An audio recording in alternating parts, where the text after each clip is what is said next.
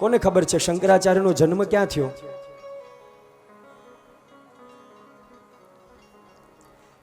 ગીતાજીના શ્લોકો કેટલા?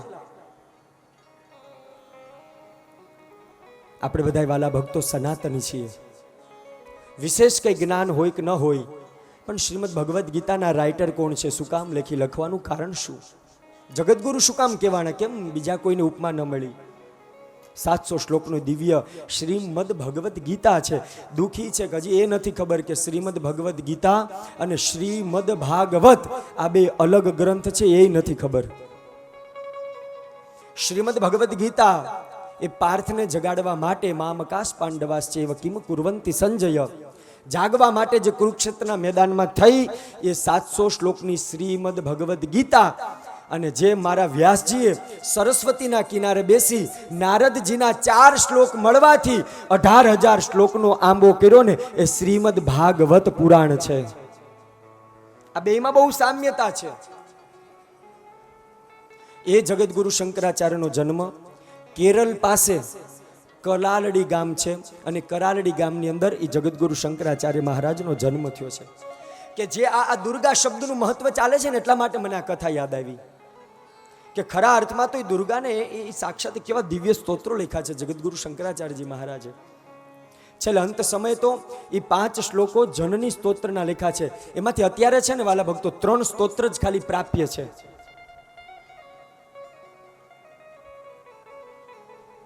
બીજા સમય જતા લુપ્ત થઈ ગયા છે, અથવા તો કદાચ કોઈ પુરુષો પાસે અથવા પણ કોઈ ગ્રંથમાં એનું પ્રમાણ નથી આપ્યું.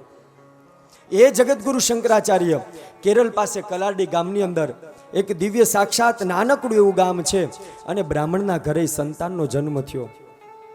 શિવગુરુ એના પિતાનું નામ હતું, અને મા અંબા દેવી શંકરાચાર્યના પિતાજીનું નામ. એ અંબા અને શિવગુરુ બંને ભયમ શિવના ઉપાસક હતા. બંને જણા એકદમ ભગવાન શિવજીની કઠોર તપશ્ચર્યા કરતા, અને તપથી જ એને ત્યાં સાક્ષાત શંકરાચાર્યજી મહારાજનો જન્મ થયો. આ બાળક વૈશાખ સુદ પાંચમના દિવસે આ શંકરાચાર્યજી મહારાજનો જન્મ થયો છે. આ તિથિ આપણે સનાતની છીએ, એટલે આપણે બધાને ખબર હોવી જોઈએ કે શંકરાચાર્યજી મહારાજનો જન્મ વૈશાખ સુદ પાંચમના દિવસે થયો છે. એ નાનકડું કલારડી ગામ, એમાં શિવગુરુ ને મા અંબાદેવી રે, એના ઘરે બાળકનો જન્મ થયો. દિવસે ને દિવસે બાળકને યોગ્ય સંસ્કાર મળે, પણ એના મનમાં તો એક જ ઈચ્છા હતી કે મારે સંન્યાસ લેવો છે. પિતા શિવગુરુનું શંકરાચાર્યજી મહારાજના મૃત્યુ નાની વયમાં થઈ ગયું. 5 થી 7 વર્ષનું જ્યાં શંકરાચાર્યજી મહારાજ થયા, યજ્ઞોપવિત સંસ્કાર થયા ને, ત્યાં એના પિતા શિવગુરુ મૃત્યુ પામ્યા. મા અંબાદેવી એક જ હતા. એમાં અંબાદેવી પાસે બાળક મોટા થયા, અને એની પાસે એક જ ઈચ્છા રાખી કે માં મારે સંન્યાસ લેવો છે. પણ સંન્યાસ લેવાના મહાપુરુષો અહીંયા નિયમ બતાવે છે કે સંન્યાસ કોણ લઈ શકે? કે જ્યારે બાળકને સંન્યાસ લેવો હોય ત્યારે એવા નિયમ છે કે એના માતા પિતાની જો આજ્ઞા હોય ને તો જ બાળક સંન્યાસ લઈ શકે. બીજી વાત, માતા પિતા ન હોય તો જો એની પત્ની કે એનો પરિવાર જો આજ્ઞા આપે તો એ વ્યક્તિ સંન્યાસ લઈ શકે. ત્રીજી વાત, જેનું કોઈ ન હોય, માતા પિતા પત્ની આગળ પાછળ કોઈ ન હોય, અને જો એ વ્યક્તિને સંન્યાસ લેવો હોય તો એવો નિયમ છે કે એ વ્યક્તિને એનું મૃત્યુ, એની તિથિ અને એનો સમય જો એ વ્યક્તિને ખબર હોય ને તો એ સંન્યાસ લઈ શકે. આ સંન્યાસના 3 નિયમ છે. પણ અહીંયા માતા છે ને, જે અંબાદેવી, એ શંકરાચાર્યજી મહારાજને ના પાડે બેટા સંન્યાસ નથી આપવો. એક દિવસ એવી ઘટના બને છે કે જ્યારે માં પાણી ભરવા માટે ગયા હોય, અને ત્યારે આ શંકરાચાર્યજી મહારાજની પાછળ જાય, અને જ્યાં પાણી ભરવા ગયા હોય ત્યાં પાછળ પાછળ જાય, અને એ જ સમયે આ કાંઠેમાં પાણી ભરતા હોય, અને એક બાજુ શંકરાચાર્યજી મહારાજ એ નદીમાં થોડા ઉતરે, અને ત્યાં મગર હોય. મહાપુરુષો એમ કે છે કે આ શંકરાચાર્યજી મહારાજ વ્યંગ કરે છે, ખોટો ઢોંગ કરે છે. એની મા પાસેથી રજા લેવા માટે કે હે મા તું મને રજા આપ. એટલા માટે મગર પગ પકડે, માં માં શબ્દનો પોકાર કરે, અને કહે છે કે માં મારો પગ મગરે પકડ્યો, મારો પગ મગરે પકડ્યો. ચારે બાજુ માં બધાને બોલાવે, પણ મગર પાસે જાય કોણ? એ જ સમયે 2 હાથ જોડીને શંકરાચાર્યજી મહારાજ કહે છે કે માં તું જો મને હા પાડે ને તો કદાચ હું બચી જાઉં, માં કે હું કેમ હા પાડું, મારે શું વિચારવું? માને પણ આમથી આમ વિચાર થાય. અને આ બાજુ શંકરાચાર્યજી મહારાજ કહે છે કે માં, હવે આજે આ જન્મ મળ્યો છે તો મારું મૃત્યુ હવે નક્કી છે, પણ કદાચ જો તું મને સંન્યાસ આશ્રમની હા પાડે અને મારા જીવનમાં જો સંન્યાસ આશ્રમના લીધે જો કદાચ જીવન લખ્યું હોય તો માં હું બચી જઈશ. અને એ જ સમયે દુઃખમાં માં અંબા કહે છે કે કાંઈ વાંધો નહીં, તું સંન્યાસ લઈ લેજે. ત્યાં તો મગરે પગ મૂકી દીધો. આ બાજુ મા પાસેથી આજ્ઞા લીધી. એ સાક્ષાત અંબાદેવીએ આજ્ઞા આપી અને એ જગતગુરુ શંકરાચાર્યજી મહારાજે દિવ્ય સરસ મજાની દીક્ષા લીધી છે. એક જ ઈચ્છા હતી કે સંન્યાસ લેવો. એ સંન્યાસની ઈચ્છા પૂરી થાય છે. આ બાજુ સાક્ષાત એની પાસે આજે સાધુ સંતોના 3 નિયમ બતાવ્યા ને સંન્યાસના, એ સંન્યાસ આશ્રમની એક સત્ય ઘટના મને યાદ આવે છે કે કોઈ વ્યક્તિની આગળ પાછળ ન હોય, શરીર શિથિલ બની ગયું હોય, ત્યારે પૂજ્ય ડોંગરેજી મહારાજ એના અંતિમ સમય છે ને, એમણે શ્વાસ નડિયાદમાં લીધો. પૂજ્ય ડોંગરેજી મહારાજ અંતિમ સમયમાં નડિયાદમાં હતા. અને નડિયાદમાં વાલા ભક્તો અત્યારે સંતરામ મંદિર છે. આ ઘટના એટલા માટે હું યાદ આવી અચાનક કે જે ડોંગરેજી મહારાજના જીવનમાં સત્ય ઘટના બનેલી છે. એ નડિયાદમાં સંતરામ મંદિર છે. જેમ આપણે અહીંયા વીરપુરની અંદર જલારામનું જેટલું મહત્વ છે ને, એટલું જ નડિયાદમાં સંતરામ મહારાજનું મહત્વ છે. ત્યાં કેવલ ને કેવલ એ નડિયાદમાં જ્યોતની પૂજા થાય છે, ત્યાં ગાદીની પૂજા થાય, ત્યાં કોઈ મૂર્તિ નથી. અને વર્ષોથી ત્યાં અખંડ વિષ્ણુ સહસ્ત્રના પાઠ ચાલે છે સંતરામ મંદિરમાં. એ સંતરામ મંદિરમાં ત્યાંના જે ગાદીપતિ, આ સત્ય ઘટના ક્યારની છે કે જ્યારે અમે ત્યાં અભ્યાસ ક્યાર કરતા હતા, અમે જ્યાં ભણતા હતા બ્રહ્મર્ષિ સંસ્કૃત મહાવિદ્યાલયમાં, ત્યારે એ ગાદીપતિ સંતરામ મંદિરના નારાયણદાસજી મહારાજ હતા. અને એ નારાયણદાસજી મહારાજ અત્યારે વર્તમાન સમયમાં ત્યાં રામદાસજી મહારાજ છે ગાદીપતિ. અત્યારે એ નારાયણદાસજી સ્વધામ પધારી ગયા છે. ત્યારે ડોંગરેજી મહારાજ એ ભરત ભુવનમાં આવ્યા હતા. અને ભરત ભુવનમાં આવ્યા પછી ડોંગરેજી મહારાજ 3 દિવસ સુધી સંધ્યા નહોતા કરી શક્યા. બ્રાહ્મણનો નિયમ છે કે 3 દિવસ જો એ સંધ્યા ન કરે તો એનું જે કાંઈ બ્રહ્મ તેજ છે ને એ બધું ઉડી જાય છે. એટલે ડોંગરેજી મહારાજના પત્ની પણ સ્વધામ સીધાવી ગયા હતા. એને આગળ સંસારનું છેલ્લે સુખ છોડી દીધું હતું. સંસારમાં રહી અને એને અંત સમય કથા નથી કરી, સંસાર સુખ છોડી અને કથાઓ કરી છે. સંન્યાસ આશ્રમ જેવું જીવન જીવતા હતા. પાત્રમાં એકવાર જેટલું આવે ને એટલું જ જમતા હતા પૂજ્ય ડોંગરેજી મહારાજ. અને એ ભરત ભુવનમાં છેલ્લો શ્વાસ હતો. 3 દિવસ સંધ્યા ન થઈ ને એટલે ડોંગરેજી મહારાજને બહુ દુઃખ થયું કે આ તો મારું બ્રહ્મ તેજ જતું રહેશે, હવે હું કરીશ શું? એ બ્રહ્મ તેજના દુઃખના હિસાબે નારાયણદાસજી મહારાજને ભરત ભુવનમાં બોલાવ્યા. અને ડોંગરેજી મહારાજ એટલું જ કીધું કે તમે મને દીક્ષા આપી દો, કારણ કે સંન્યાસ તમે ધારણ કરી લ્યો, પછી તમે કદાચ સંધ્યા વંદન ન કરો તો ચાલે. એ ડોંગરેજી મહારાજને પછી ત્યાં નારાયણદાસજી મહારાજે કીધું કે તમારે કોઈની આજ્ઞા લેવું પડે એવું છે? તો કે મારે કોઈ નથી કે મારે આજ્ઞા લેવી પડે, મારું શરીર મને સાથ નથી આપતું ને કેવલ એટલે મારે આ દીક્ષા લઈ લેવી છે, સંન્યાસ આશ્રમ લેવો છે. ત્યારે નારાયણદાસજી મહારાજે કીધું તો તમારે આગળ પાછળ કોઈ નથી તો સંન્યાસ આશ્રમનો નિયમ છે કે અંત સમયનું મૃત્યુ જે વ્યક્તિને ખબર હોય, અંત સમયનું એને તિથિ વાર બધું ખબર હોય ને તો હું સંન્યાસ તમને આપી શકું. ત્યારે ડોંગરેજી મહારાજ કે હા, આ તિથિ, આ સમય, આ દિવસે મારો અંતિમ શ્વાસ હશે. અને નારાયણદાસજી મહારાજે સાંભળી લ્યો, આ દિવસે મારું મૃત્યુ થાય એમ નહીં, પણ મારા દેહને છે ને અહીંથી તમે ભરૂચ જાજો, ચાણોદ બાજુ જજો અને આ મારા દેહને નર્મદામાં પધરાવી દેજો. આ દેહને ડોંગરેજી મહારાજે કીધું કે તમે અગ્નિ સંસ્કાર ન આપશો, તમે આને નર્મદામાં વહેરાવી દેજો. જો આ શરીર હશે ને તો પાછા મોટા મોટા મંદિર બનાવશે. મારે કોઈ એવી ગરિમાને પ્રાપ્ત નથી કરવી, કેવલ ને કેવલ દરેક જીવના કલ્યાણ માટે મેં આ ભાગવત કથા કરી છે. તો મારા શરીરથી દરેક જીવાત્મા ખાય અને રાજી થવા જોઈએ. સત્ય ઘટના છે કે પછી ડોંગરેજી મહારાજને નારાયણદાસ મહારાજે એ ભરત ભુવનમાં સંન્યાસ દેવડાવ્યો અને પછી અંતિમ શ્વાસ પણ ત્યાં લીધા. પોતાનું જીવન ત્યાં ટૂંકાયું હતું. એ 32 વર્ષમાં એમ કહેતા વાક બીજને સિદ્ધ કર્યો, રીમ કહેતા એને કામ બીજને સિદ્ધ કર્યા અને ક્લીમ કહેતા માયા બીજને સિદ્ધ કર્યા. ને આ જગતગુરુ શંકરાચાર્યજી મહારાજ હતા. જેને આપણે મહાકાલી, મહાલક્ષ્મી અને મહાસરસ્વતી કહીએ છીએ, એ સાક્ષાત એના જીવનમાં એને સિદ્ધ કરી અને બધું પ્રાપ્ત કર્યું. પછી તો આગળ એમની અનેક શંકરાચાર્ય મહારાજની કથા છે, પણ મુખ્ય આપણા ધર્મને બચાવવા માટે અનેક વ્યક્તિ સાથે જગતગુરુ શંકરાચાર્ય મહારાજે શાસ્ત્રાર્થ કર્યો અને ભારત દેશની ગરિમાને એને જાળવી રાખી. 4 મઠની સ્થાપના કરી. પ્રથમ દક્ષિણની અંદર ચિક્રમંગુલ નામનું ક્ષેત્ર છે, ત્યાં શૃંગેરી મઠ છે, અને એ દક્ષિણની અંદર જે વેદ સ્થાપ્યો એ શુક્લ યજુર્વેદ આપ્યો. શુક્લ યજુર્વેદ આપી અને એનું વાક્ય આપ્યું અહમ બ્રહ્માસ્મિ. અહમ બ્રહ્માસ્મિ ત્યાં વાક્ય આપ્યું અને ત્યાંના પ્રથમ જે શંકરાચાર્ય મહારાજ બેસાડ્યા એનું નામ છે સુરેશ્વરાચાર્ય. દક્ષિણની જે પીઠ છે એમાં સુરેશ્વરાચાર્યને બેસાડ્યા. અત્યારે વર્તમાન પીઠ ઉપર ત્યાં ભારતી તીર્થ નામના શંકરાચાર્ય મહારાજ બિરાજે છે. આગળ ત્યાંથી પૂર્વમાં આવ્યા, પૂર્વમાં એટલે જગન્નાથપુરી આવ્યા. એ જગન્નાથપુરીની અંદર ગોવર્ધન મઠની સ્થાપના કરી અને ત્યાં ઋગ્વેદ આપ્યો છે. ઋગ્વેદ આપી અને એનો મંત્ર આપ્યો પ્રજ્ઞાનમ બ્રહ્મ. અને ત્યાં એક સાક્ષાત પદ્મપદાચાર્ય નામના વ્યક્તિને શંકરાચાર્યનું પદ આપે છે. અત્યારે તમે પૂર્વમાં જાઓ એ સાક્ષાત ત્યાં જગન્નાથપુરી બાજુ, તો અત્યારના વર્તમાન શંકરાચાર્યજી મહારાજ છે નિશ્ચલાનંદ સરસ્વતીજી મહારાજ, જે અત્યારની હાલની શંકરાચાર્યની પીઠ ઉપર બેઠા છે.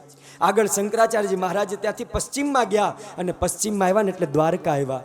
દ્વારકા આવી અને શારદા મઠની સ્થાપના કરી. શારદા મઠ સ્થાપ્યો, ત્યાં સામવેદ આપ્યો અને તત્વમસી નામનો મંત્ર આપ્યો. એ મંત્ર આપી અને ત્યાં જે જગતગુરુ શંકરાચાર્યજી મહારાજ બેસાડ્યા એનું નામ છે સાક્ષાત એ હસ્તમલકાચાર્ય. એ હસ્તમલકાચાર્યને બેસાડી અને અત્યારે વર્તમાનમાં જે સાક્ષાત સરસ્વતીનું જે શંકરાચાર્યનું પદ શોભાવી રહ્યા છે એવા સદાનંદ સરસ્વતીજી મહારાજ છે, કે જે અત્યારે આખા ભારત વર્ષમાં ભ્રમણ કરે છે. અને એનું મોટામાં મોટી કોઈ ઈચ્છા હોય, અમે પ્રત્યક્ષ શંકરાચાર્યજી મહારાજને મળ્યા છીએ અને પૂછ્યું છે ત્યારે સદાનંદ સરસ્વતી મહારાજના મુખમાંથી વાક્ય સાંભળ્યા છે કે કેવલ ને કેવલ મારે ધર્મ બચે ને આટલી જ ઈચ્છા છે. લોકો મને મળે, પૂજે, પગે લાગે કે ન લાગે ચાલશે, પણ મારે ધર્મની રક્ષા કરવી છે. યાદ રાખજો વાલા ભક્તો, વિધર્મીઓ મારીને તમારી ઉપર દ્રષ્ટિ રાખીને બેઠા છે. વિધર્મીઓ મારીને તમારી ઉપર દ્રષ્ટિ રાખીને બેઠા છે. અને ત્યારે જો ધર્મની રક્ષા નહીં કરીએ ને તો ધર્મને બચાવશે કોણ? આ 4 પીઠ ઉપર શંકરાચાર્ય એટલા માટે બેહરા કે એનાથી મોટું આપણા માટે બીજું કોઈ નથી. અને અંતે 4થી પીઠ ઉત્તરમાં આવ્યા અને ત્યાં બદ્રિકાશ્રમ સ્થાપ્યો. એ બદ્રિકાશ્રમમાં જ્યોતિર્મઠ આપ્યો. જ્યોતિર્મઠની અંદર સાક્ષાત અથર્વવેદની સ્થાપના કરી અને અથર્વવેદનું વાક્ય છે અયમ આત્મા બ્રહ્મ. એ અયમ આત્મા બ્રહ્મનું સ્વરૂપ આપ્યું અને ત્યાં સાક્ષાત ત્રોટકાચાર્યને બેસાડી અને શંકરાચાર્યનું પદ આપ્યું. અને અત્યારે તમે ઉત્તર બદ્રિકાશ્રમમાં જાઓ તો ત્યાં અવિમુક્તેશ્વરાનંદ સરસ્વતીજી મહારાજ બિરાજે છે. અને અવિમુક્તેશ્વરાનંદ સરસ્વતી મહારાજ હમણાં જ કદાચ તમને ખબર હોય તો જે જ્ઞાનવાપી જે આપણને પાછી મળી, એ જ્ઞાનવાપી કેવલ ને કેવલ અવિમુક્તેશ્વરાનંદ સ્વામીના હિસાબે પાછી મળી. બીજી વાત, એવા શંકરાચાર્યજી મહારાજ છે બદ્રિકાશ્રમની અંદર કે જેણે એક અભિયાન ચલાવ્યું છે કે ગાય માતાને વિશ્વ માતા તરીકે તમે ઘોષિત કરો, અમારી આ જ ઈચ્છા છે. આ જે યાત્રા લઈને ચાલે છે ને અવિમુક્તેશ્વરાનંદ સરસ્વતીજી મહારાજ છે. અનેક પ્રકારે અહીંયા સાક્ષાત એ શંકરાચાર્યજી મહારાજે પોતાનું દિવ્ય જીવન જીવા અને જીવનની અંદર દરેક જીવાત્માને, ધર્મને, રાષ્ટ્રની સેવા થાય ને એવું પોતાનું જીવન બનાવ્યું છે. આવા તો અનેક ઇતિહાસો આ શ્રીમદ દેવી ભાગવતની અંદર વ્યાસજી રાજા જન્મે જઈને બતાવે છે કે રાજા, આ દુર્ગા નામનું બહુ મહત્વ છે. આનથી મોટો જપ નથી, આનથી મોટું કોઈ તપ નથી, અરે આનથી મોટો કોઈ યજ્ઞ નથી. એ 32 વર્ષની ઉંમરમાં વેદોની સ્થાપના કરી, પીઠની સ્થાપના કરી. અંત સમયે એમાં અંબેશ્વરીમાં એટલું જ કીધું એની માતાએ કે સંન્યાસ આશ્રમ ભલે લે બેટા, પણ તું અંત સમયે મને મળવા માટે આવજે. બીજી વાત એની માતાએ માગી હતી કે મને તું ભારત વર્ષની યાત્રા કરાવજે. શંકરાચાર્યજી મહારાજે આ માતાની બંને ઈચ્છા પૂરી કરી. ભારત વર્ષની યાત્રા પણ કરાવી. અંત સમયે જ્યારે બદ્રિકાશ્રમની અંદર એ ત્યાં તપ કરતા હતા અને અંત સમયે એને આભાસ થયો કે મારી માતા મને બોલાવે છે. ત્યારે અંત સમયે જગતગુરુ શંકરાચાર્યજી મહારાજ ગયા હતા અને એ માતાના અંત્યેષ્ટિ કર્મ સહિત બજી દીક્ષા કરી હતી. એના જીવન ચરિત્રમાં તો ત્યાં સુધી લખ્યું છે કે સંસારી પછી જઈ ન શકે, એટલા માટે શંકરાચાર્યજી મહારાજે એના જીવનમાં એક વખત એ કેસરી ભગવા કપડાને ત્યાગ કરી અને માતાને વચન નિભાવવા માટે ફરીથી શ્વેત કપડાં પહેર્યા. માતાજીની બધી જ ક્રિયા પૂર્ણ કરી અને ફરીથી સંન્યાસ આશ્રમ ગ્રહણ કર્યો અને એ ભગવાન સમાધિસ્થ બન્યા. 32 વર્ષનું આવું દિવ્ય જીવન જીવી ગયા. આ બાજુ જન્મે જે પ્રશ્ન પૂછે છે કે ગુરુદેવ, મને આ કથાની અંદર હજી પ્રેમ જાગે છે કે આ કથા પૂર્ણ થશે એટલે મારા પિતાને ઉત્તમ ગતિ તો મળશે ને. રાજા આટલી આ કથા સંભળાવી, આ કથાની અંદર જે વ્યક્તિને મુક્તિ ન મળી, જે વ્યક્તિને ઈચ્છા હતી એ ન મળી, એટલા માટે તો આ કથા સંભળાવું છું કે વ્યક્તિએ દેવી ભાગવતની કથા કરી એટલા માટે એની બધી ઈચ્છા પૂરી થઈ. આ જગતમાં સામર્થ્ય કોનું? અનેક પ્રકારના પ્રશ્ન પૂછે. ભક્તિનું સામર્થ્ય વધારે, ધનનું સામર્થ્ય વધારે, ધનવાન વ્યક્તિનું સામર્થ્ય વધારે, જપવાન વ્યક્તિનું સામર્થ્ય વધારે કોનું? આને આ પ્રશ્ન, આને આ કથા પદ્મ પુરાણમાં છે કે ભગવાન નારાયણ અને લક્ષ્મીજી બેઠા હોય અને એ સમયે નારદજી ત્યાં આવે છે. નારદજી આવીને એમ કે છે કે આ ત્રણેય લોકમાં હું ભગવાન જાઉં છું. આ બધા લોકમાં અતલ વિતલ સુતલ રસાતલ મહાતલ પાતાલ દરેક જગ્યાએ દરેક પૃથ્વીમાં મને જવાની છૂટ છે એટલે હું જઉં છું. લક્ષ્મીજી કે તમે નારાયણ કેવા શું માગો છો? તમે જ્યારે જ્યારે આવો ને ત્યારે અમારી ચિંતા વધે છે. અરે એમ નહીં સતી, હું એમ કહું છું કે આ બધી જગ્યાએ હું ગયો પણ બધી જગ્યાએ સામર્થ્ય તો છે ને નારાયણનું જ છે. આ બધાય જે કાંઈ ભક્તિ કરે, જપ તપ કરે છે ને એમાં નારાયણને આગળ રાખે છે. લક્ષ્મીજી કે નારાયણનું સામર્થ્ય ન હોય, સામર્થ્ય તો મારું એટલું જ છે. નારદજી કે ના ના ના, એવું ટપકું મૂકી નારદજી ત્યાંથી નીકળી ગયા. હવે આ બાજુ લક્ષ્મીજી નારાયણ બેઠા હતા ને હવે એની વચ્ચે ખોટો દ્વેષ થાય છે. લક્ષ્મીજી પૂછે છે કે નારાયણ તમે મોટા કે હું મોટી? આ જગતમાં વધારે કોની પૂજા થાય, વધારે કોણ આધીન બને? નારાયણ કે સતી આ વાત મૂકો ને, આપણે એ ચર્ચાનો વિષય જ નથી. આ નારદજી ન હોય એવી ખોટા વાતો કરીને આપણને ખોટા ફસાવે છે. પણ વાતો સ્ત્રી છે પછી વાત માને નહીં, ઘણો બધો પ્રયાસ કરે, પુરુષાર્થ કરે પણ વાત સાંભળતા નથી. એટલા માટે લક્ષ્મીજી કહે છે કે નારદજી બોલ્યા એટલે વાત સાચી તો હશે જ, તમને જ બધા માને છે. ચાલો ને આપણે પરીક્ષા કરીએ તમારા ભગતની, જોઈએ કોનું મહત્વ વધારે છે. અને એ જ સમયે લક્ષ્મીજીની ઈચ્છા, નારાયણ ના પાડે કે રહેવા દો આપણે ન કરીએ તો સારું, પણ લક્ષ્મીજીની હઠ છે એટલે માનતા નથી. આ બાજુ એ જ સમયે લક્ષ્મીજીની ઈચ્છાથી નારાયણ આવે છે પૃથ્વી ઉપર અને સરસ મજાનું સાધુનું રૂપ લે છે. સંન્યાસીનું રૂપ લઈ અને એક એના જે ભગત હતા ને એની ઘરે જ જાય.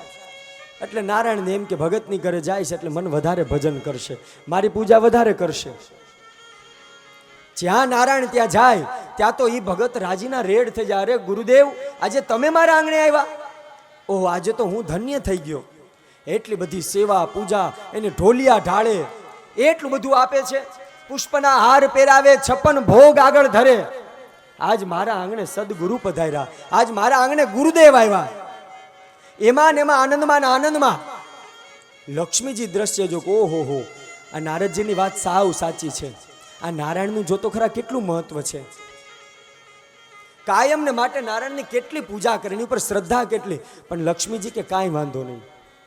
આ બાજુ જ્યાંની પૂજાનો ક્રમ પૂરો થયો ને ત્યાં આ બાજુ લક્ષ્મીજી ડોસીમાનું રૂપ લઈને આવ્યા. સામર્થ્ય કોનું? યાદ રાખજો, જન્મેજી પૂછે છે ને વ્યાસજીનો જવાબ આપે. આ દ્રષ્ટાંતના માધ્યમથી જોઈએ કે ખરેખર વર્ચસ્વ કલિકાલમાં કોનું છે. આ બાજુ લક્ષ્મીજી ડોસીમાનું રૂપ લઈ અને ત્યાં આવ્યા. આ બાજુ ઘરમાં જે આવે ડેલી ખખડાવે, પણ ઓલો ભગત છે ને એ ભગવાનની સેવામાં લાગ્યો હોય. જે સાધુ આવ્યા હોય નારાયણ સ્વરૂપ એની સેવા કરતા હોય. ડેલી ખખડાવે ડોસીમાં પણ હામું નથી જોતા. લક્ષ્મીજી વિચાર કરે કે આ યમનમ મારી હામું નહીં જોવે. જોરથી બૂમ પાડે કે કોઈ છે? બપોર ટાણું છે કે મને જમવાનું આપો. ડોશીમાં મુખમાંથી આટલું બોલે ત્યાં ઓલો પૂજા કરતો તો વ્યક્તિ જાય છે ડેલી પાસે, બે હાથ જોડી નમસ્કાર કરે. ડોશીમાં એકદમ કદરૂપું શરીર છે. ડોસીમાં શરીરથી વાંકા વળી ગયા, હાથમાં એક થેલી છે, લાકડી છે, અને કહે છે કે બેટા કંઈક જમવાનું હોય ને તો મને આપને. આ બાજુ કહે છે કે બપોરનો સમય છે. અરે એમાં શું ડોશીમાં, તમને જમવાનું આપું, તમારી પાસે કાંઈ પાત્ર છે કે હું લઈને આવું? તો કે ના બેટા, મારો નિયમ છે, મારી પાસે જે વાસણ છે ને એ વાસણમાં જ હું જમું છું, હું બીજા કોઈના વાસણમાં ભોજન નથી કરતી. ત્યાં તો ડોસીમા પાસે જે થેલી હતી ને એ થેલી ખોલી અને સોનાની થાળી, વાટકી, ચમચી, આ આખો સરસ મજાનો સોનાનો સેટ કાઢે છે. ઓલો જે ભગવાનની ભક્તિ કરતો હતો ને એની ચાર આંખો થઈ ગઈ કે આ ડોસીમાનું સ્વરૂપ કેવું. અને આ ડોસીમાએ તો જોત ખરા સોનાની થાળી કાઢી, તો આ ડોસીમા પાસે હજી કેટલું હંગરેલેલું હશે. આવો વિચાર કરીને કે કાંઈ વાંધો નહીં, લાવો, થાળીની અંદર પીરસી દીધું, સરસ મજાનું જમી લીધું. આ બાજુ ભગત ભગવાનને ભૂલી ગયો. ડોસીમાને પીરસે ને ભાવથી જમાડે, પછી ડોસીમાને કે લાવો ને થાળી ધોઈ આવું. ડોસીમા કે ના બેટા, મારે નિયમ છે કે થાળીમાં હું એક જ વાર જમું, પછી આ થાળી જવા દઉં છું. ડોસીમા કે મારો નિયમ છે કે આ થાળીમાં હું એક જ વાર જમું, હવે સાંજે પાછું જમીશ ને તો નવી થાળી, આ થાળી તું રાખ. ઓલો બે હાથ જોડીને કે ડોસીમા મારી ઘરે જ રહી જાવ ને, તમારે કોઈ છે આગળ પાછળ? ના બેટા, મારે કોઈ નથી. તો કે જો તમારી આગળ પાછળ કોઈ ન હોય, પણ એ ડોસીમા કે મારો નિયમ છે, જે ઘરે કોઈ સાધુ હોય ને ત્યાં હું નથી રહેતી. મંદ ડોસીમાં ભગવાન સામું દાંત કાઢે કે હવે જો ઘરની બહાર ન કઢાવું ને તો મારું નામ લક્ષ્મી નહીં. જે ઘરમાં કોઈ સાધુ હોય ને ત્યાં હું નથી રહેતી. આ સાધુ પુરુષ મર્યાદા છે, એટલા માટે હું ન રહું. અરે એમાં શું ડોશીમાં, તમે રોકાતા હોય ત્યાં તો ગુરુદેવ ઘડીક આવ્યા છે, હમણાં કવર આપીને મોકલી દઈએ. ત્યાં તો એ ગુરુદેવને કહે છે કે હવે તમે બીજે પધરામણી કરો, હવે અમારે આવી ગયા છે. લક્ષ્મી જેવું મંદ હાસ્ય કરે છે કે જો આ કળયુગનો પ્રભાવ છે. નારાયણ કે લક્ષ્મીજી હું તો ના જ પાડતી, ત્યાં તો તમારે જોવું તું, મને તો ખબર જ હતી. પૈસો મારો પરમેશ્વરને, હું પૈસાનો દાસ. છૈયા છોરા આ બધા મારા શાલિગ્રામ, આમાં સેવા મારે કોની કરવી? આ બધા તીર્થ મારા ઘરમાં જ છે. છોકરાને નવડાવું મારે એમ સમજવાનું શાલિગ્રામને નવડાવું છું. ધર્મશાસ્ત્ર પણ એ જ કે છે વાલા ભક્તો, આ તો આનંદ માટેની વાત છે. એક સ્ત્રી માટે સાચો ધર્મ એ જ છે, એના બાળકને સાચવે, સાસુ સસરા માતા પિતાની સેવા કરે, અને તમારા જે નારાયણ છે ને એને યોગ્ય સમયે સરસ મજાના જમાડી, વિધ પકવાન બનાવો, કાયમને માટેના આનંદથી જમાડો, આશ્રમને ધન્ય બનાવો ને. આ પણ એક પ્રકારની પૂજા જ છે, આ પણ એક પ્રકારની સેવા જ છે. એ જો સવારમાં એમનેમ હોય અને તમે જો 4 વાગ્યામાં માળા લઈને મંદિરે પહોંચી જાઓ, અને એ જો બિચારા નારાયણ ભાખરી વગરના આમથી આમ થતા હોય, તો એ માળાનું કોઈ ફળ છે નહીં. ઘરમાં કોઈ વૃદ્ધ છે, ઘરમાં કોઈ, આ સાચી ધર્મગ્રંથ બતાવે છે, સાચી સેવા એ પેલા પરિવારની છે. એમાંથી સમય બચે તો પછી તમે ભગવાનની માળા કરજો, અમે ના નથી પાડતા. પણ આ લોકોનું આપણે ધ્યાન ન રાખી શકીએ ને ભગવાનને નવડાવીએ, ઉનાળો આવે પંખો રાખીએ. એ પંખો જો બાને ઉનાળામાં રાખીએ ને એટલે મારા ઠાકોરજી 100% રાજી થાય. ઠાકોરજી સામે રાખવો જ, પણ પ્રત્યક્ષ રૂપમાં જે ભગવાન મળ્યા છે એને સાચવવા જોઈએ. આવો આ ઝુંડાળાની જ્યારે આવી સરસ મજાની કથાનો રસ ચાલતો હોય, અને જે કાંઈ અતિથિ જે કાંઈ પધાર્યા છે, વિશેષ તો હમણાં હું જ્યારે કથામાં આવ્યો ને 2:30 વાગે, અમિતભાઈ એ પદ્માણીના ભાઈ હતા, હું નામ ભૂલી ગયો, વગર ચપ્પલે કુલર ભરતા હતા. વિઠ્ઠલભાઈ, હું ગાડીમાં એસીમાં બેઠો હતો અને વગર ચપ્પલે એ વ્યક્તિ દોડી આવી. તો ઘણાની સેવા છે, પણ આ તો મેં નરી આંખે હમણાં જોયું.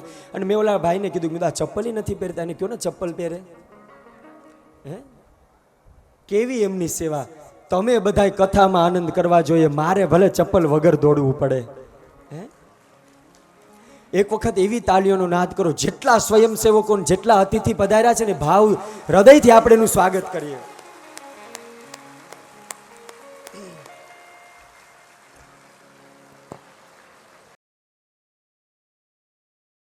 સમસ્ત ક્યાડા પરિવાર દ્વારા આયોજિત આ ઝુંડાળા ગામને આંગણે ભવ્યાતિ ભવ્ય અને દિવ્યાતિ દિવ્ય આપણી કુળદેવી જગદંબા રાજ રાજેશ્વરી માં ખોડિયાર માના આશીર્વાદથી અને પૂજ્ય સુરાપુરા દાદા એવા જોધા બાપાની દિવ્ય પ્રેરણાથી જ્યારે શ્રીમદ દેવી ભાગવતનું આવું સુંદર મજાનું યજ્ઞ ચાલી રહ્યો છે, ત્યારે આવો આંગણે પધારેલા મહેમાનોના આદર સત્કાર આપણે જ્યારે કરવા છે, ત્યારે સર્વપ્રથમ જીતુભાઈ મનજીભાઈ ક્યાડા રાજકોટથી ઉપસ્થિત છે, જેઓ શાસ્ત્રીશ્રી અને ગોગન દાદાનું સન્માન કરવા માગે છે. તો એમને વિનંતી કરીશ કે આપ મંચ પર વધારશો અને આપનો આદર સત્કાર કરશો.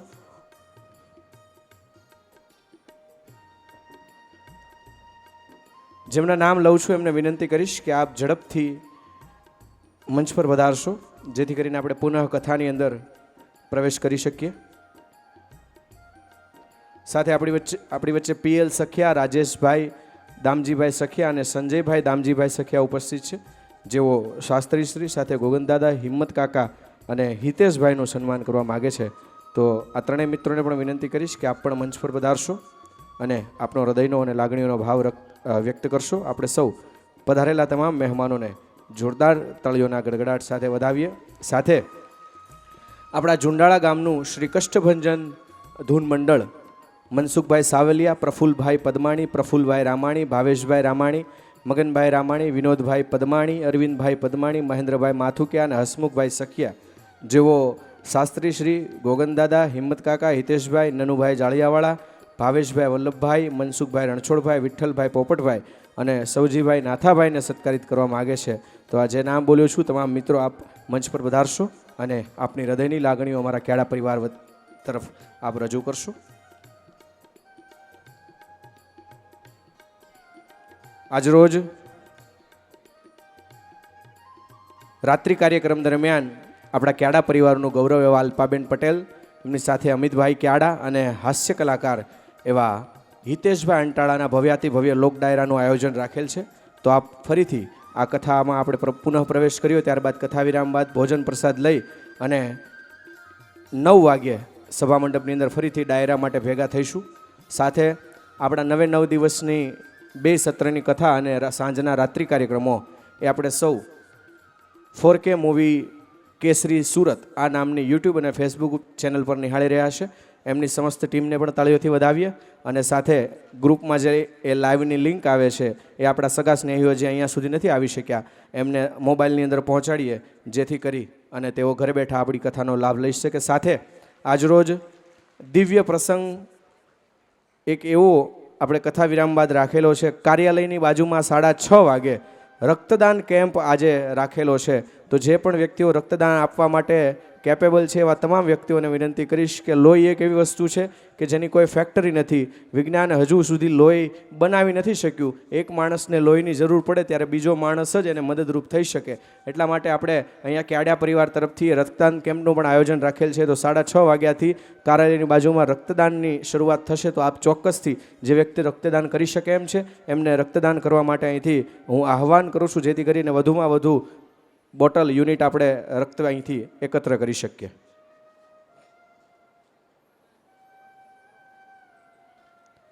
એક 5100 રૂપિયાનું અનુદાન શાંતિલાલભાઈ વજુભાઈ ક્યાડા ભેડા પીપળીવાળા તરફથી આવે છે. એક 5100 રૂપિયા રમેશભાઈ નટુભાઈ ક્યાડા મોટા ભંડારીયાવાળા તરફથી, 5100 રૂપિયા તુલસીભાઈ ભીખાભાઈ ક્યાડા રાજકોટવાળા તરફથી અને 6000 રૂપિયા સમસ્ત ક્યાડા પરિવાર રંગપરવાળા તરફથી અર્પણ કરવામાં આવે છે. એમને તાળીઓના ગડગડાટ સાથે વધાવીએ. રમેશભાઈ દેવરાજભાઈ ક્યાડા, જેઓ ગોગન દાદાનું શાલ ઓઢાડીને સન્માન કરવા માગે છે, હું વિનંતી કરીશ આપ મંચ પર વધારશો.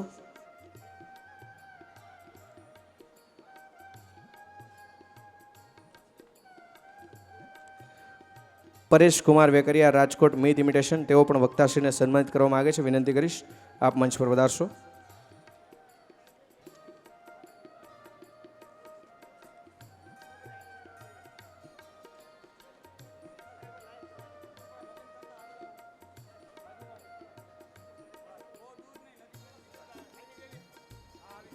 સુરતથી મહેમાનો સુરત અને અમદાવાદથી ઉપસ્થિત છે, એમના નામ જાહેર કરું છું, વિનંતી કરીશ આપ મંચ પર પધારશો અને આપનો આદર સત્કાર સ્વીકાર કરશો. ધનજીભાઈ ડોબરિયા સુરત, મગનભાઈ મોહનભાઈ પદમાણી સુરત, જગદીશભાઈ ગિરધરભાઈ પદમાણી અમદાવાદ અને નાગજીભાઈ પોપટભાઈ પદમાણી સુરત. આ 4 મિત્રોને વિનંતી કરીશ આપ મંચ પર પધારી અને વક્તાશ્રી પાસેથી ખેસ પહેરી અને આદર સત્કાર સ્વીકાર કરશો. મગનભાઈ મોહનભાઈ પદમાણી એમના તરફથી 5100 રૂપિયાનું અનુદાન અર્પણ કરવામાં આવે છે.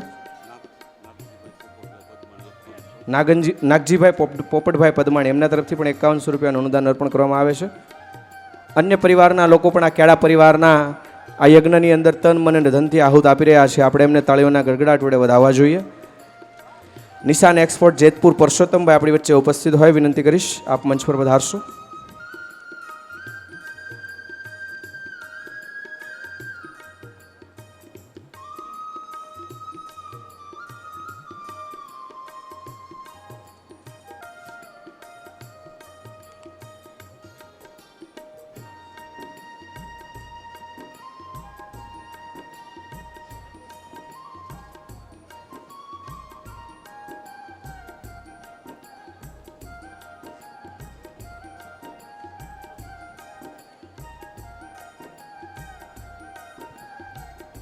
રાજકોટની અંદર વસવાટ કરતા તમામ ક્યાડા તથા કિયાડા પરિવારના લોકો આપ જાણીએ છીએ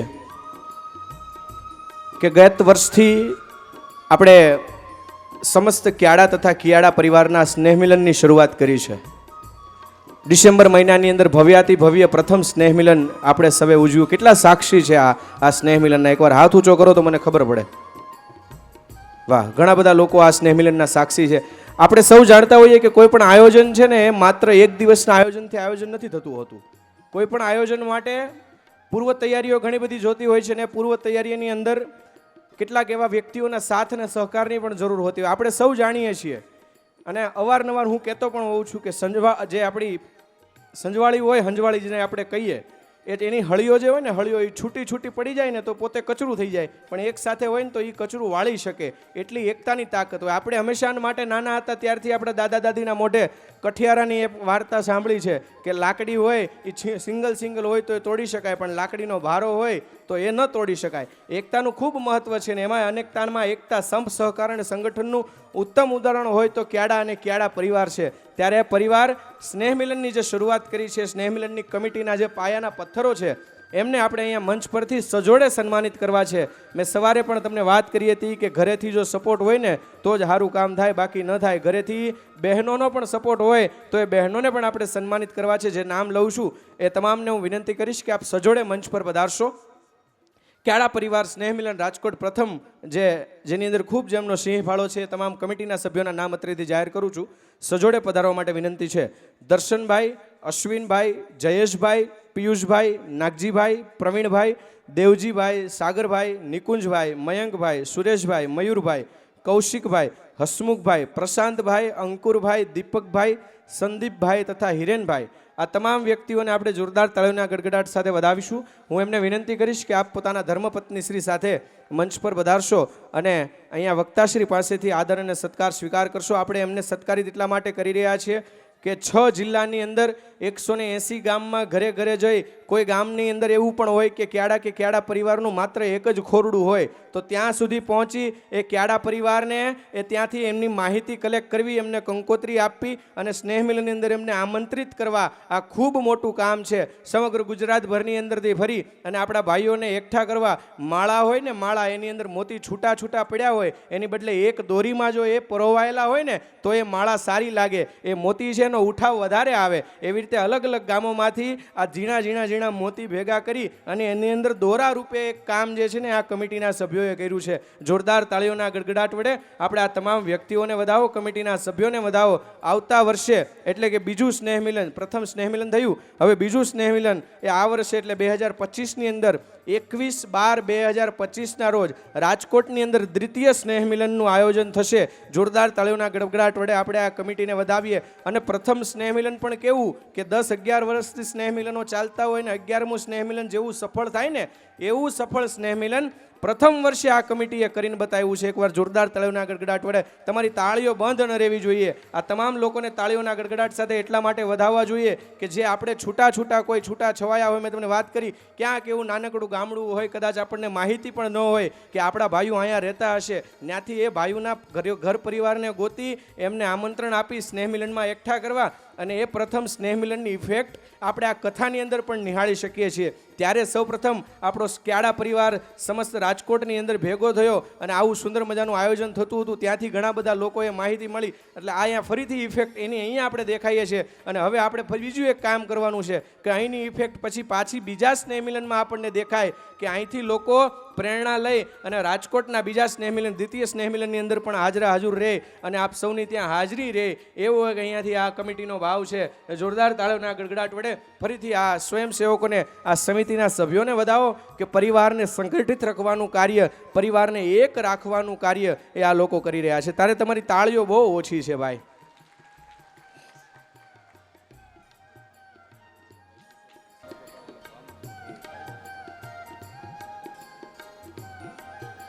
એટલે હું કહું તાળી પાડો તો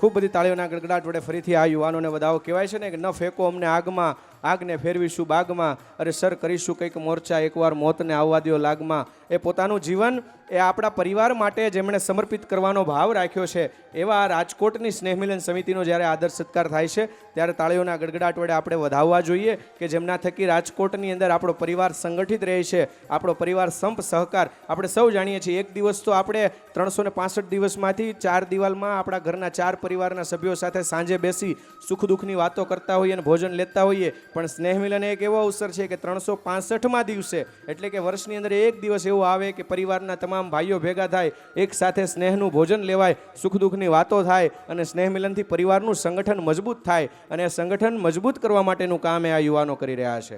આપણી વચ્ચે આપણા ઝુંડાળા ગામના જ વતની આપણા યજ્ઞના જેવો આચાર્યશ્રી હતા અને આપણા કુલગોર છે એવા બલુદાદા શાસ્ત્રી તથા કિશનદાદા શાસ્ત્રી ઉપસ્થિત છે. વિનંતી કરીશ દાદા આપ મંચ પર પધારશો. ગોગન બાપાને વિનંતી કરીશ કે આપ એમનો આદર અને સત્કાર કરશો.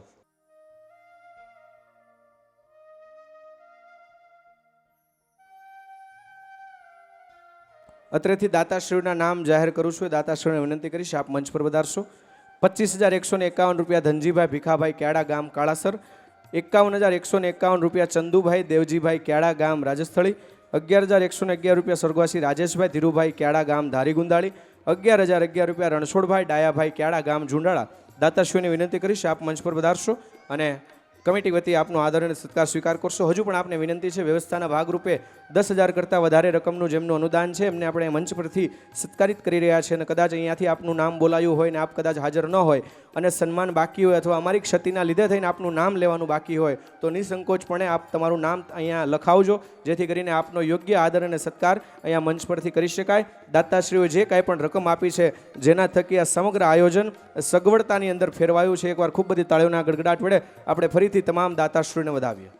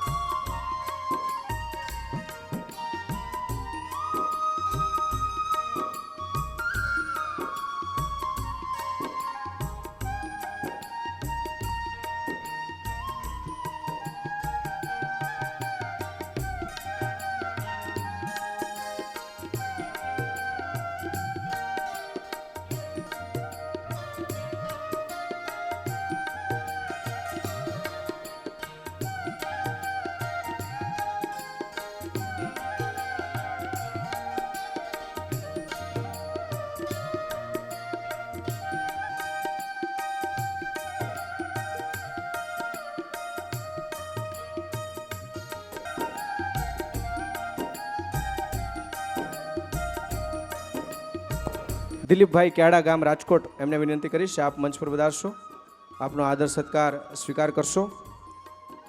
રૂપિયા 1,11,111 રૂપિયાના દાતા એવા રફાળા ગામના વતની સ્વર્ગવાસી બચ્ચુભાઈ ભીખાભાઈ ક્યાડા, ગામ રફાળાવાળા, એમના હસ્તક શૈલેષભાઈ આપણી વચ્ચે ઉપસ્થિત છે.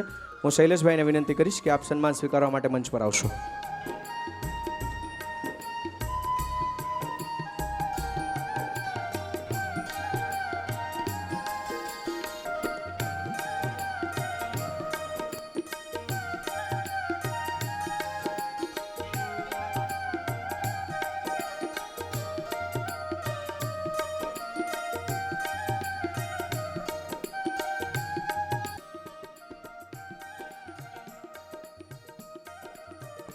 રૂપિયા 2,51,000 રૂપિયાના દાતા એવા શ્રી દિલીપભાઈ કાંતિલાલભાઈ ક્યાડા, ગામ રાજકોટવાળા, એમને જોરદાર તાળીઓના ગડગડાટ વડે વધાવીએ. એમનો આદર અને સત્કાર આપણે મંચ પરથી કરી રહ્યા છે. તાળીઓના ગડગડાટ વડે આપણે દાતાશ્રીને વધાવીએ.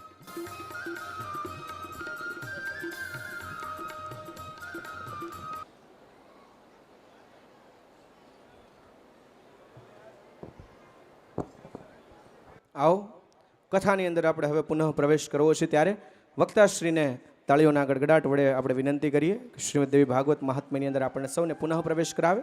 પૂજ્ય શ્રી કૌશિક દાદા જોશી.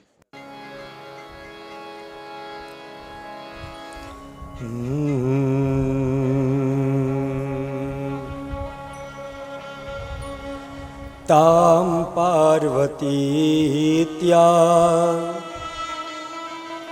ભીજનેમ્ન બામના બંધુજનો જુહાવ ઉમેતિ માત્રા તપશો નિષિદ્ધા પશ્ચાદુમાખ્યામ સુમુખી જગામ યા શ્રી સ્વયં સુકૃતિનામ ભવનેશ્વલક્ષ્મી આત્મનામ કૃતધિયા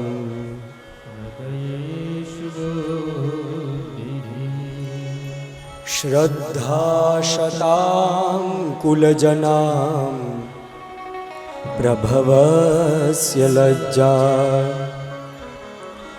તાં ત્વાં નતાસ્મ પરિપાલય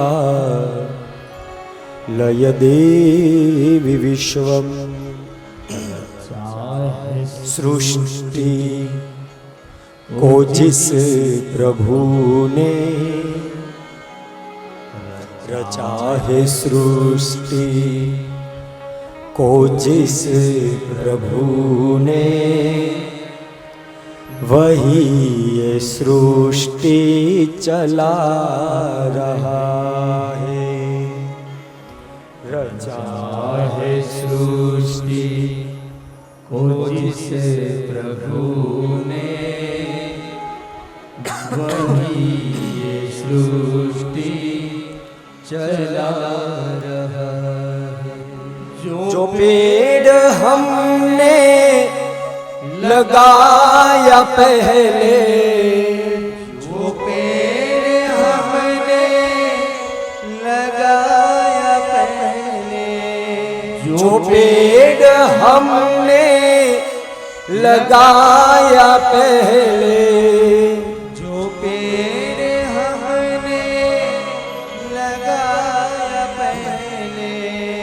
उसी का फल हम अब पा रहे हैं रचा है सृष्टि को जिसे प्रभु ने वही ये सृष्टि चला रहा है सृष्टि को जिस प्रभु ने वही सृष्टि चला रहे हैं इसी धरा से शरीर पाए इसी धरा से शरीर पाए, इसी धरा में फिर सब समाए, इसी धरा में फिर सब समाए। है सत्य नियम यही धरा का, है सत्य नियम यही धरा का, है सत्य नियम यही धरा का, है सत्य नियम यही धरा का। एक आ रहे हैं एक जा रहे हैं, रचा है सृष्टि को जिसे प्रभु ने, वही ये सृष्टि चला रहा है। सृष्टि को जिसे प्रभु ने, वही ये सृष्टि चला रहा है। ये सृष्टि चला रहा है।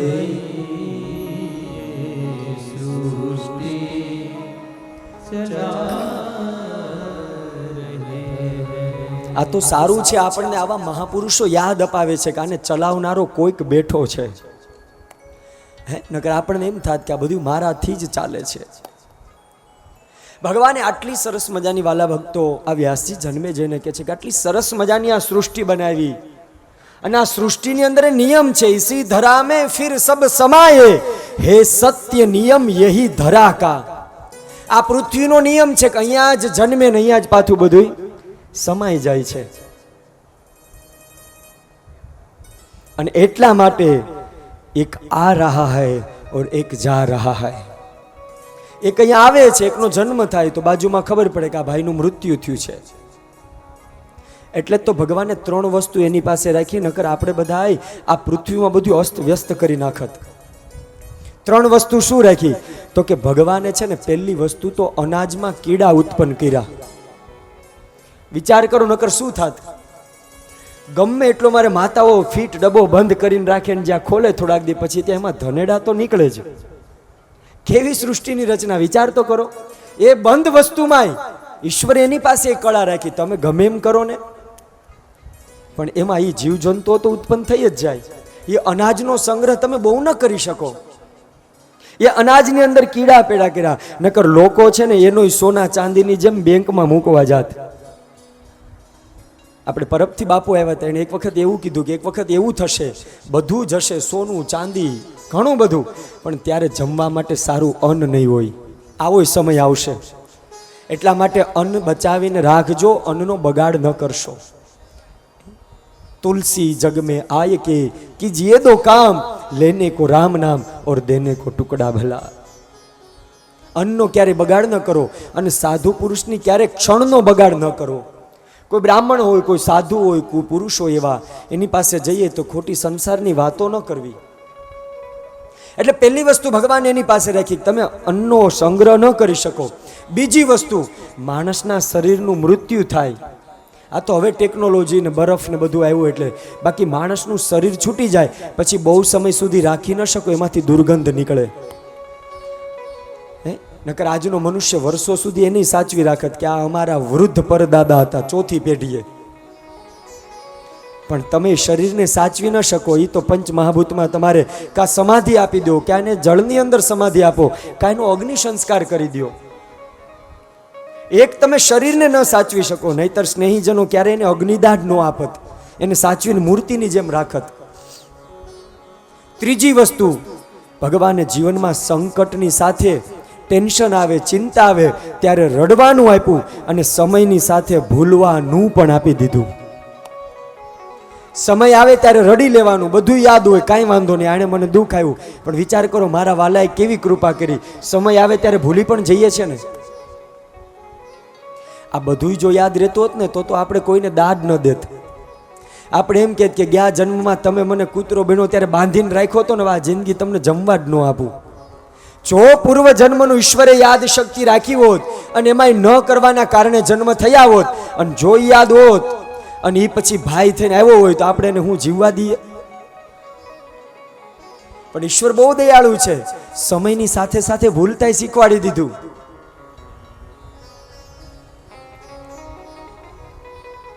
પણ વાલા ભક્તો, આ જે ઘટમાં બેઠો છે ને અને જે બોલે છે ને એ તો એક જ છે હો.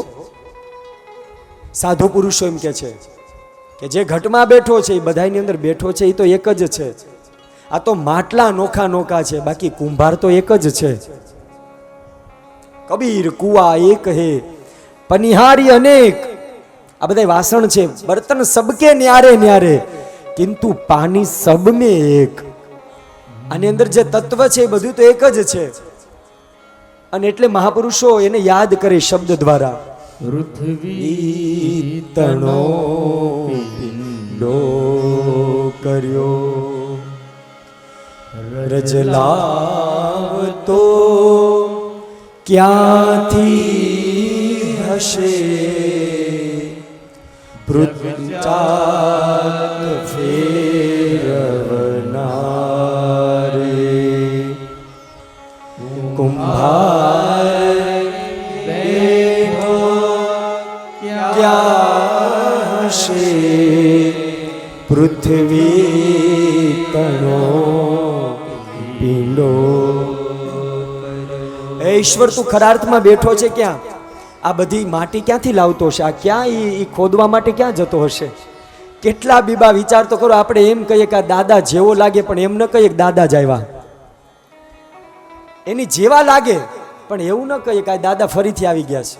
સ્વભાવ એના જેવો. થોડો ઘણો આકૃતિ ગુણાન કથઈ હતી, વ્યક્તિને આકૃતિ કહી દે છે. આટલા બધા ચોરસ્યા બૂટા અને આ બધું ક્યાં? એટલે મહાપુરુષ લખે છે જગ ચોર સે બૂટા ભર્યા ક્યારે કિનારે છાપશે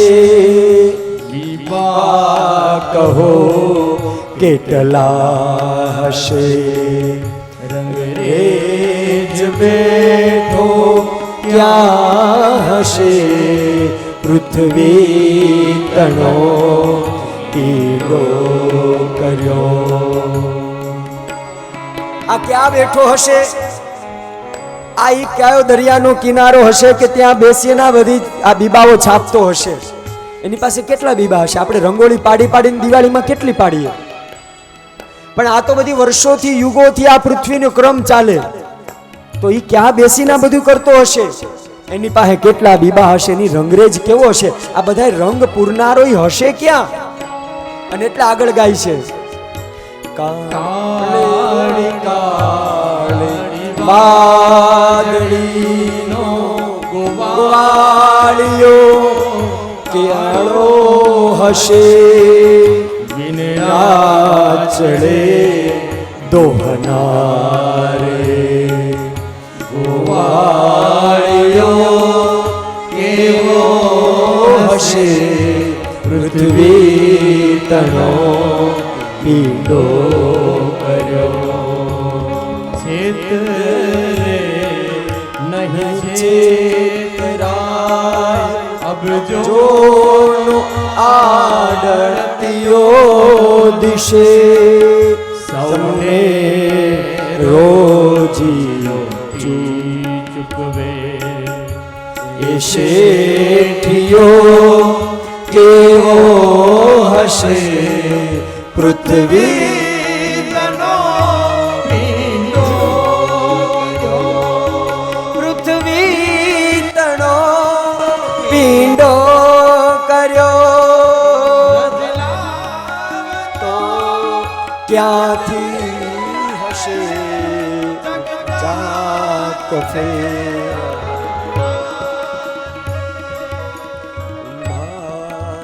ક્યાં બેઠો છે ઈશ્વર? છેતરે નહીં, છેતરાય ના. આ કેટલો એની પાસે હિસાબ વિચાર તો કરો. એ તો આપણને એમ છે કે હું ભગવાન પાસે રોજ માગી લઉં છું. એ મારીને તમારી ભ્રમણા છે, માંગતા નથી, એ આપી દે છે. આપણે ઈશ્વર પાસે માંગતા નથી, એ સામેથી મારીને તમારી પાસે છેતરાઈ જાય છે. કાંઈ વાંધો નહીં, લઈ જાઓ. પણ યાદ રાખજો, મેં રૂપ છે ને એ કોયલને આપ્યું. અંત સમયે જે જે વસ્તુ જેને આપે એ ઈશ્વર લેવાની તૈયારી રાખે છે. એટલે જીવ તું જાગીને રહેજે. આ હું છેતરતો નથી, હું સામે આવી અને છેતરાવ છું. આ બધી વસ્તુનો હિસાબ કિતાબ મારી પાસે છે જ. અબજોનો આડતીઓ દિશે. આ ખાલી એક નાની કંપની ચાલતી હોય ને તો આપણી પાસે એના હિસાબ કિતાબના આવક જાવકના બધા ચોપડા હોય, ફાઇલ હોય. આટલી મોટી સૃષ્ટિ ચાલે, આટલા બધાનો કર્મનો હિસાબ, પશુ પંખી જળચર ભૂચર અંડજ બીજજ સ્વેદજ પરસેવામાંથી ટોલા થાય એનો હિસાબ ભગવાન રાખે. વિચાર તો કરો, એને ક્યાં કોઈ જન્મ દેવા જાય છે? ટોલાને કોઈ આમંત્રણ આપે છે? જો કે હવે સમય વયો ગયો, પણ એ કેવલ ને કેવલ સ્વદેશ પરસેવામાંથી જીવજંતુઓ થાય. છતાં ઈશ્વર એમ કે આ બધાયનો મારે આધીન છે.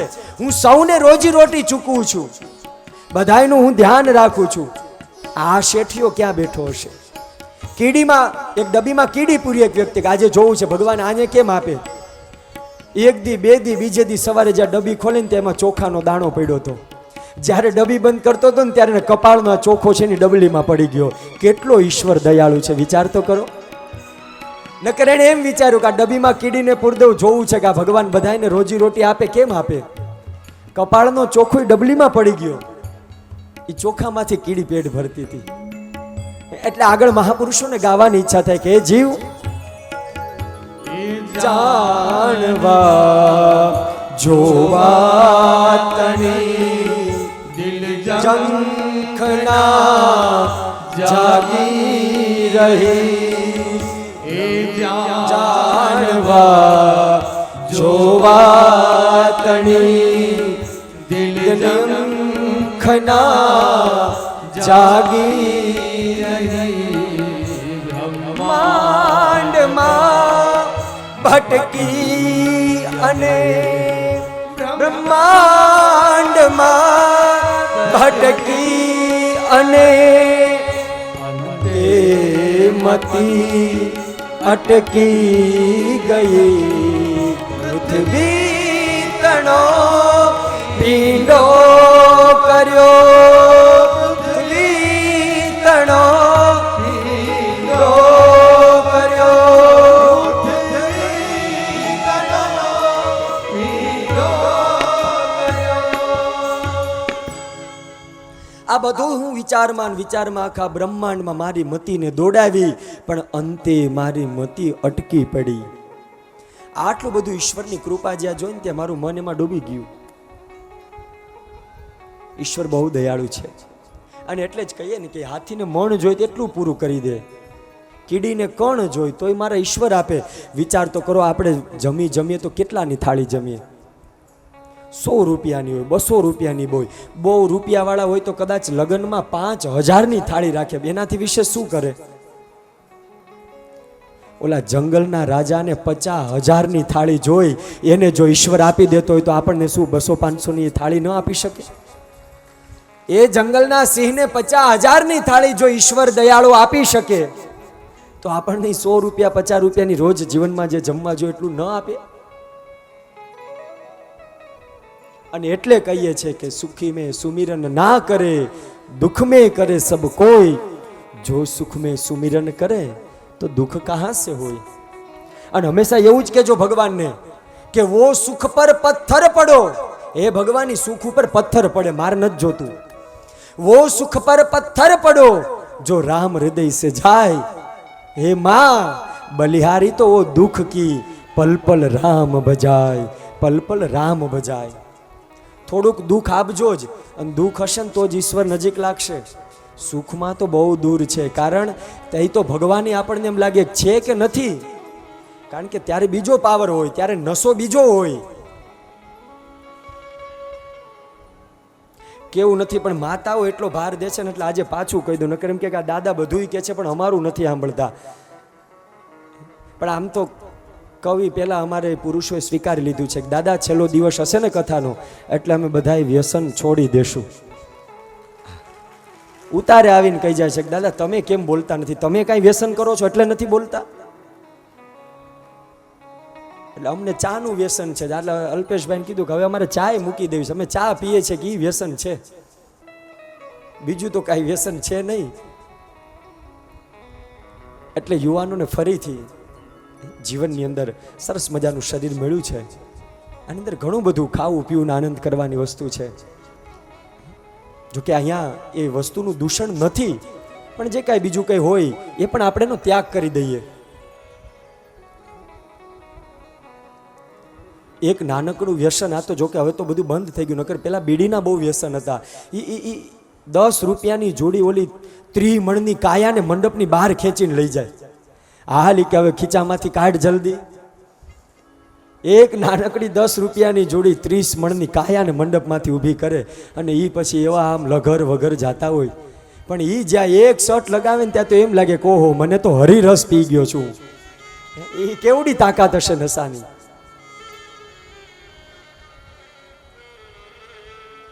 અનેક પ્રકારે મહાપુરુષો કહે છે. પણ આવો આ દેવી ભાગવતમાં પ્રયાસ કરે સત્ય ઘટનાનો મારો ઇતિહાસ કેવો છે. અહીંથી અંબાજી ગયા છો દર્શન કરવા માટે? ગયા છો ને અંબાજી, જ્યાં માતાજીનું હૃદય પીડું. આપણે સવારે શક્તિપીઠની કથા સાંભળી, એનો સત્ય ઇતિહાસ મારે તમને કહેવો છે. આપણા વાલા ભક્તો જે ગરબા ગાઈએ છે, જે કાંઈ આ મંદિરે દર્શન માટે જાઓ છો, એ બધાય આપણી સંસ્કૃત જગતની ધરોહર છે. આ બધી આપણા વાંગમય સંસ્કૃતિની ધરોહર છે અને એની સાથે આખા ઇતિહાસ જોડાઈ ગયા. અંબાજી ગયા છો, મૂર્તિના દર્શન કર્યા છે ને? કર્યા છે કે નહીં મૂર્તિના દર્શન? કેટલાય કર્યા છે દર્શન મૂર્તિના અંબાજી? ઓહો જય હો. અંબાજી મૂર્તિ છે જ નહીં. આ તો તમારો પ્રેમ એવો છે, તમને એમ થાય કે દાદાને ક્યાં ના પાડવી. આ વ્યાસપીઠથી આટલા બધા લાઈવ જોતા હોય, આપણે ઝુંડાળા ગામમાં આટલો પ્રેમ આપ્યો છે, આ પાડી દો ને. એટલે તમારો પ્રેમ હું સમજી શકું છું.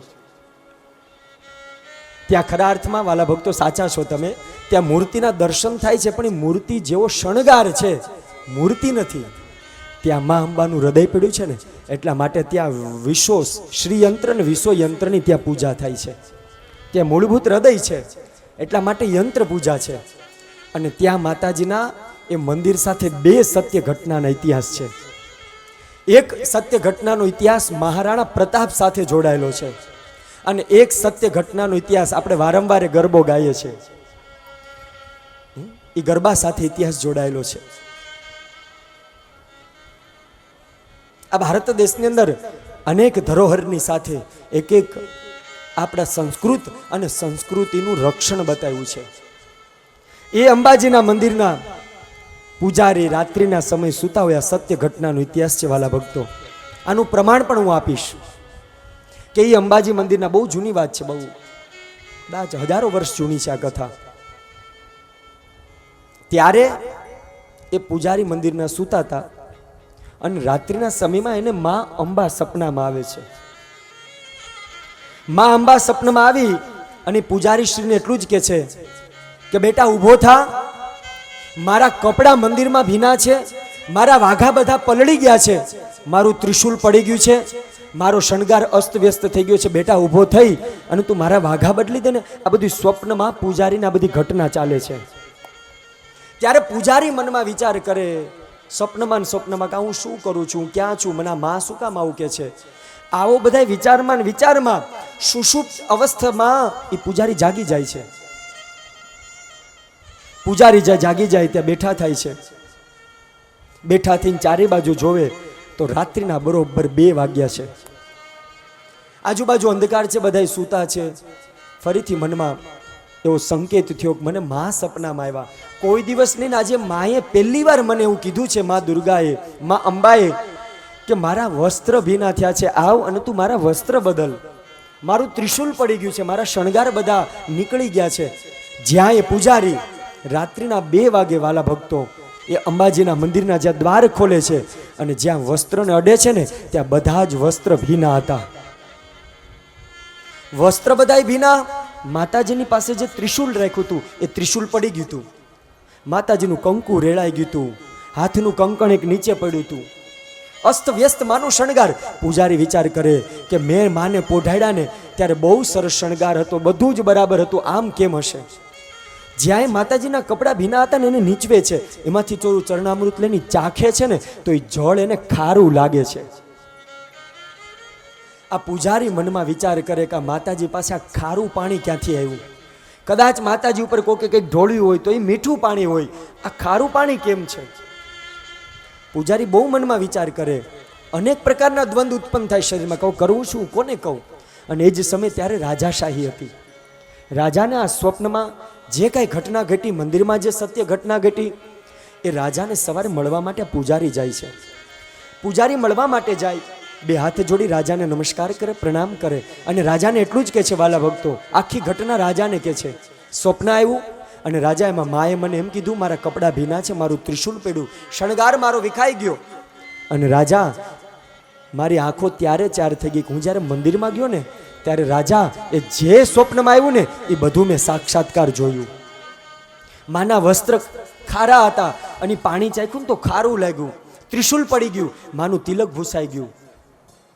રાજા હાસ્ય કરે, અરે પૂજારી શ્રી, એ તો કંઈક ભૂલ થઈ ગઈ હશે, બીજા કોઈ ગયા હશે મંદિરમાં, બધી વસ્તુ તો, બધી સામગ્રી તો બરાબર છે ને, ચોરી નથી થઈ ને? આ પૂજારી કે ના રાજા, ચોરી નથી થઈ, ત્યાંથી લવલેશ માત્ર કાંઈ ઓછું નથી થયું. કેવલ ને કેવલ બસ આ જે ઘટના મને સ્વપ્નમાં આવી ને એ બધી જ ઘટના મેં ત્યાં ખરેખર ખરા અર્થમાં જોઈ છે. આમાં કંઈક કારણ છે, આમાં કંઈક આશ્ચર્ય છે. અને વાલા ભક્તો, ફરીથી એ જે ઘટના રાજાજીને કીધી એના 21મા દિવસે જે ઘટના આ પૂજારીએ રાજાને સંભળાવી, એના 21મા દિવસે એવી ઘટના ઘટે છે કે રાજા પાસે એક અખેરામ નામના શેઠ આવે છે. એ અખેરામ નામના શેઠ આવી, એ રાજાને નમસ્કાર કરે છે.